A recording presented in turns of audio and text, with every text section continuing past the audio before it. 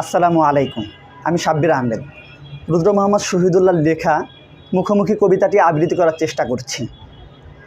আমরা কথা বলতে চাই, আমরা আমাদের ক্ষুধার কথা বলতে এসেছি, আমরা কথা বলবো। তোমরা সঙ্গীন উঁচি আছো, তোমরা রাইফেল তাক করে রেখেছো, তোমরা অস্ত্রধারী পান্ডা লেলিয়ে দিয়েছ, মিছিলের পরে ট্রাক চালিয়ে দিয়েও আমাদের ফেরাতে পারোনি। আমরা আমাদের বস্ত্রহীনতার কথা বলতে এসেছি, আমরা কথা বলবো।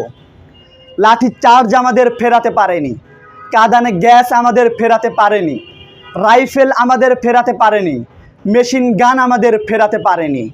আমরা এসেছি, আমরা আমাদের গৃহহীনতার কথা বলবো।